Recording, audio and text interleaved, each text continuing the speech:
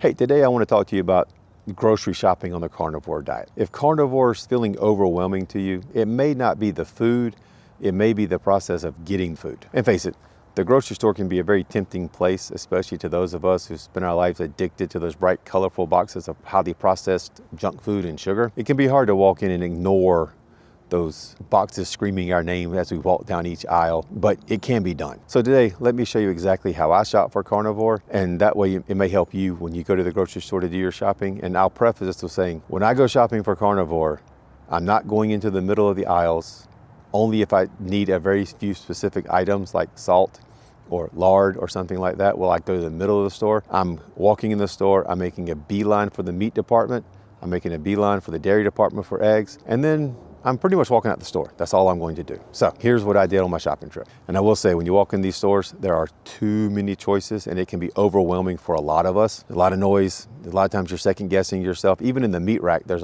tons of different cuts of meat you can pick from. So it can be overwhelming, and I understand that. So carnivore shopping to me is super simple. You don't wander, you don't browse, you come straight here to the meat market. This is where your decisions become much easier. Beef is the anchor to the carnivore diet. You need beef, not another meat. The beef needs to be your main focal point of the food that you're eating. Ribeye is great, it's fantastic, I love it. However, today, the ribeye is about $45 for a couple of ribeyes. Not in my budget today, so I'm gonna have to go with something different today. And that's fine. You don't build consistency on this diet by buying what you think is nice, and ignore all those YouTube videos you see where people are eating ribeye every day. You don't need it, just ignore that. You're trying to build consistency. You need to be shopping for cuts of beef that are affordable for you, that you can buy on a weekly basis. So some other choices that are great: sirloin, sirloin tip, chuck steak, chuck roast. Any of those choices are just fine, and they're not near as expensive as a ribeye is. And this helps you win long term because they're affordable and you can afford to buy them every week. Today, I'm buying a chuck eye because that's what fits my budget, and it's a fattier cut of meat that'll help me keep my fat content up.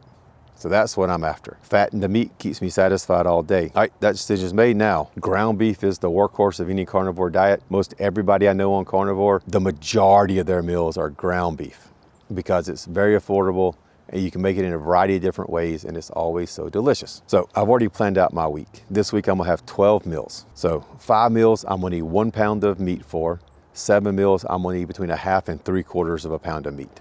The chuck eye steak I grabbed weighed 3 pounds, so now I've got a decision to make. I could buy 2 4-pound packs of ground beef to give me 8 pounds for the rest of my meals, or I could buy 1 10-pound pack of ground beef for the rest of my meals, and I have a few pounds left over. The 10-pound pack is cheaper per pound, but more importantly, it gives me some flexibility. If I eat a little less some days, that's fine. The extra ground beef's not gonna go to waste because I'll use it to make burgers for my wife and kids to eat throughout the whole week. And I'll probably brown 1 pound of the ground beef for my wife to make pasta for the kids during the week too. And this is just real life, how things work. Now, head over to the butter section. Sam's Club has Kerrygold butter. You know, this is a little more than $10 for it, but it's also it's a little more than $10, but it's 6 sticks of butter. And you're gonna eat between a stick and a half, maybe 2 sticks of butter a week. So this is at least 3 weeks worth of butter, if not 6 weeks worth of butter. So this is one of those things you'll buy once and you're not gonna buy it every week. Now, I've already got my Kerrygold at home, so I don't need to buy this now. So I'm not gonna buy any right now. Same thing with the eggs. You can buy your eggs here at Sam's Club. I'm not buying them today because I already have 3 18 packs of eggs at home in the refrigerator that I picked up yesterday at Kroger. So I'll be good there. You'll hear debates in the carnivore community about bacon, whether bacon should be preservative-free, fancy bacon. Honestly, I don't want to pay for all expensive fancy bacon. I just buy normal bacon. In this case, Sam's Club has Hormel thick cut bacon, a 3-pound pack, and that's what I'll pick up and that's what I'll use. Now, when it comes to salt, it's the same way as the butter. You'll make a purchase of salt. Like I bought a bag of Redmond salt months ago.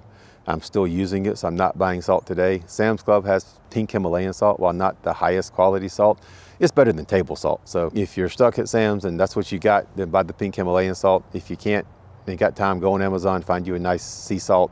Pretty much any of them will be the same. Baja sea salt's probably one of the better ones, but it's also more expensive. So buy whatever sea salt you can afford and stick to it. I think last time I bought Redmond's, it was like about $9 at Whole Foods.